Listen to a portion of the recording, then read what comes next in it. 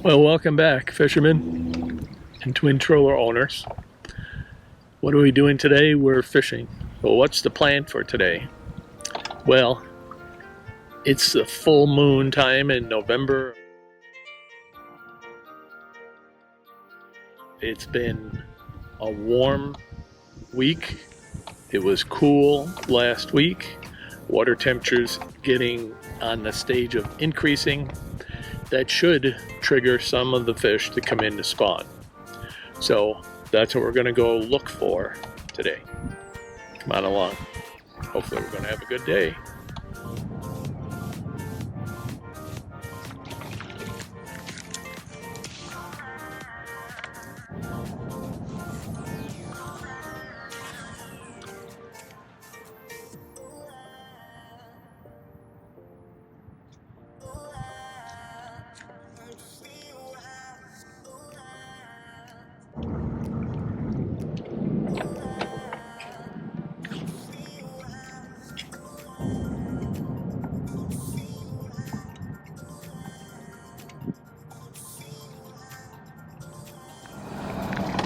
Well, the moon has disappeared. The sun is coming out over the horizon behind me. Water temperature is 70.5. It's not very windy at all, but it's a little bit cool this morning. 61-degree air temperature. I brought a sweatshirt, but it's in the car. It's supposed to get to 82, I guess, today. So I figure that I'll live with 61 until the sun gets up, and it'll get fairly quickly warmer. And I know you guys up north are thinking it's 61 degrees and he's complaining. Not complaining. Just making an observation so I can tell you what it's like where I am. Now the key is that I'm still trying to figure out where these fish are. We're on the full moon in November. Once the sun gets up a little, I'm planning on heading more into the shallows and looking for beds. I haven't been on this lake in at least months, many months at this point. And this isn't a very big lake. What you see is what it is. It's just a big round circle. I'm in 8.4 feet of water. Normally this would be about between 4 and 5. This lake is way up by several feet. Now, one possibility is when the water rises, usually the fish go shallower. Maybe they're inside all the bulrush. Halfway decent rig onto one of my bait casters here, and maybe try inside there later. Let me give you an idea. That's the lake. But you see, it's not very big. And you can even see the sun coming up here.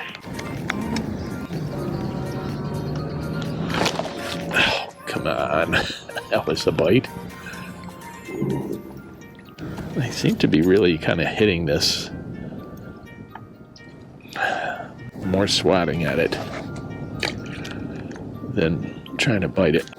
Now that hit that a couple of times before I set the hook. I was kind of waiting for it to get it pretty good, but still missed him.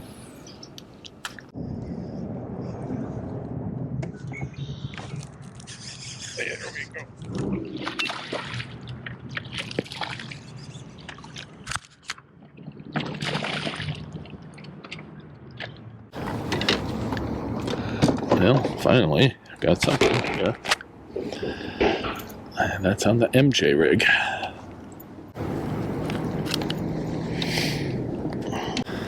Well, he's not very big, but let's see what he is. 13 and a half. Where did I catch him? I caught him on the outside of the Kissimmee grass, swimming the MJ rig through the edge of the grass.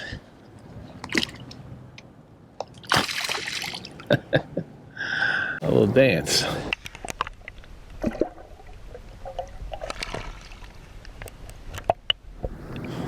Okay, let me show you. This is the screw item. Screw lock. You can buy these commercially. I happen to make my own. And here is a brand new Senko. Now, I tend to want to put the weight on this end. This is a little bit too skinny here. Cut off the end like that. I take this pin, keeps this going straight in, and I push in and twist, and it buries itself into the middle of the sinkhole. Okay? And sometimes when the fish have this little bit of weight, they flick this all over and this thing comes flying out of there. But when you make your own, not a big deal. Here's the rest of the rig. A couple of bobber stops, a sinker of some kind. This is 30-pound braided line, and an offset hook, which is 3/0, I don't remember. Now these do have a seam, and I find it easier to go down the seam just to keep everything lined up. And I'm gonna go in like that, out on the seam. I tend to wet this so it slides through a little bit easier. Pull it up and turn it. There we go. Get it through the offset without tearing up the plastic as best you can. Now I kind of let it sit straight, figure out where it's got to go in. Sometimes I go straight on through. Since this is a fresh Senko, I've got fresh plastic to hang on to it. There you go. And now it's nice and straight. Let's try this again. Let me look at it and see what it looks like in the water. I don't know if you can see that. See that tail's flicking around. Okay. Now this is totally weedless, so I can throw it in there. And again, I'm on 10 feet of water here now. That's about 8 feet where that is. Trying to just swim it right through the grass. Not going real fast. I'm letting it swim. And it doesn't take too much to get that little tail spinning speed-wise. Where on a speed worm, you've got to swim it at least a little bit of speed to get that tail to flap. There's one. Boy, it hit it like 4 times. One thing about braid, it gets wrapped around the guides. Well, finally, here's one that I actually connected with.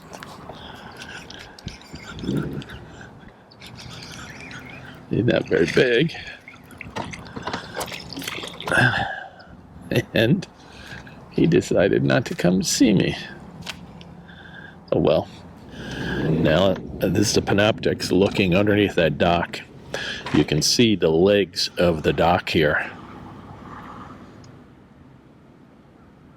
And I don't see anything under there. And they could be there, just not moving around. There's so much stuff there.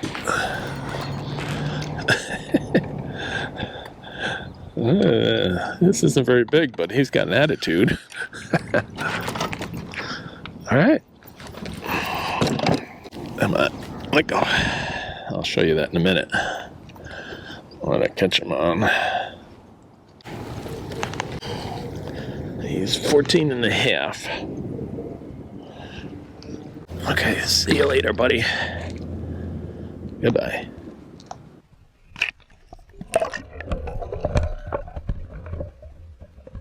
How did I catch that on? Another lure that I make myself. I have a mold. This is an 1/8 ounce. They call it a road runner if you buy them commercially. I have a little grub on the end, a little tail, boot tail on the end. It's an open hook, and this twirls underneath it. The key is, as Jimmy Houston says, you can fish them any way you want as long as you fish them slow. And I don't know if you can see that in the water. You can see the little twirl underneath it, and the boot tail swimming also. I actually saw those fish. I'm on forward scan, and I could see them close to the bottom. I've been getting bumped by small little fish for a while, and I was kind of figuring this is what they are. They're bluegill.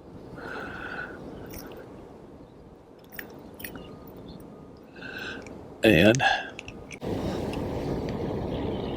good size one. And we'll let him go. There he goes. I gotta clean my hands. They're slimy. All right. Well, there's a big one.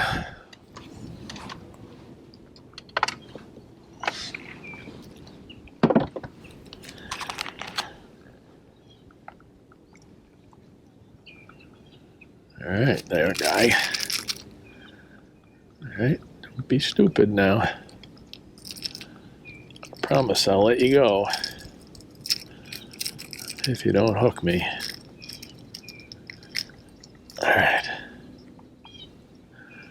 You don't want to know something weird?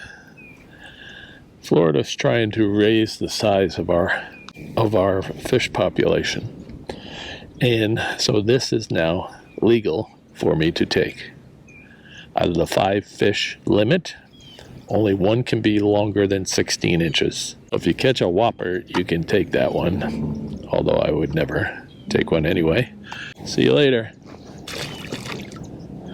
Goodbye. Caught that on this crankbait. It is a flat, I think it's a CEMR. It's kind of worn off. It is a Lucky Craft lure. All right, I've changed what I'm doing. I am trying to flip in this heavy cover that's now flooded. That is normally not flooded with the volume of water that is here now. And I'm using a 1/2 ounce sinker. The next size sinker I have is a 1 ounce. So if I decide that I need to go to that, I will. And this rod is a 7-foot rod, 30-pound test on it. It's tied direct, and it's got a flipping hook on it, 2 bobber stops on here to keep this from moving. I want this to stay here because I don't want it to separate. I want it to go with the bait, and that's a flipping style hook, and that's a crawl worm. Now, the sun is nice and bright and high, and that's what will position them into this heavy cover. If I get a good fish back here, am I going to be able to get them out? A 30-pound test? Maybe. I usually do this with 65 up to 80. Oh, you stinker. Something just bit me off. Well, I don't know if it's an issue of 30-pound test or if it's an issue of something else. But let me look at the point where it's cut off. It's kind of frayed a little. My guess is it was cut on teeth. As I was lifting it out of the water, it came over and grabbed it. Let's retie. I'm now on a 1 ounce sinker though. Just because I was thinking that was having trouble getting through at times. And I have more 1 ounce sinkers than I have 1/2 ounce sinkers, so I just figured, what the heck, I'm just going to do this with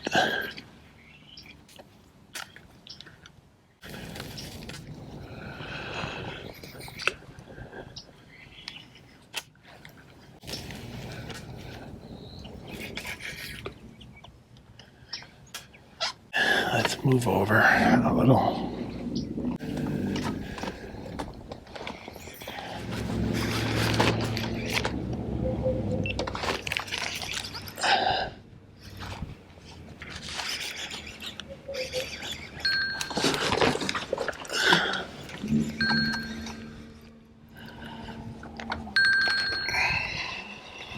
Yeah.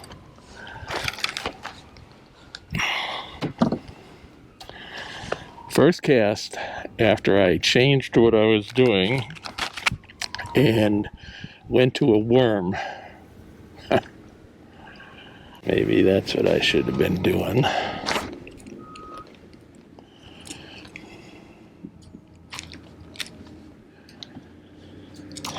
It's not like it's very big. 12.5 inches. But at least it's something.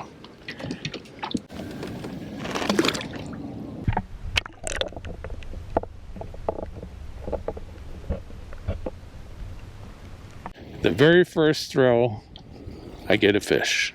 Matter of fact, it hit it as soon as it hit the water. Maybe I should have been doing something like that all along. Then again, conditions have changed and this is now the thing to use, but I decided I was going to change to this anyway. Fish along the edges of the Kissimmee grass. So let's do that. Well,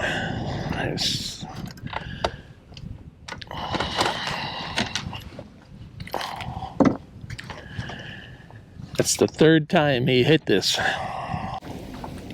But each time he wanted it really slow, almost dead stopped. All right.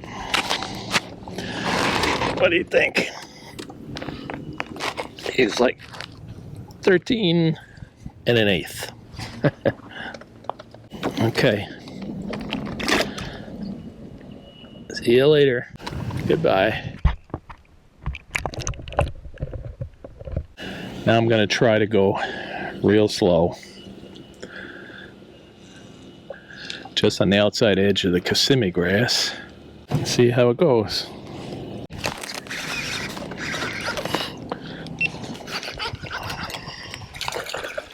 Yeah.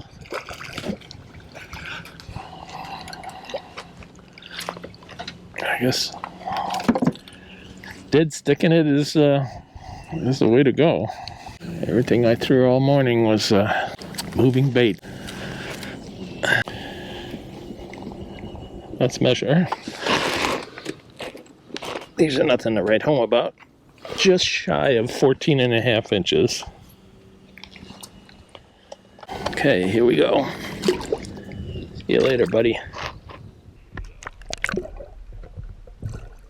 Of all the fish that I caught, not a single one of them had any look like as if they were getting ready to spawn, had already spawned, or thinking about getting ready.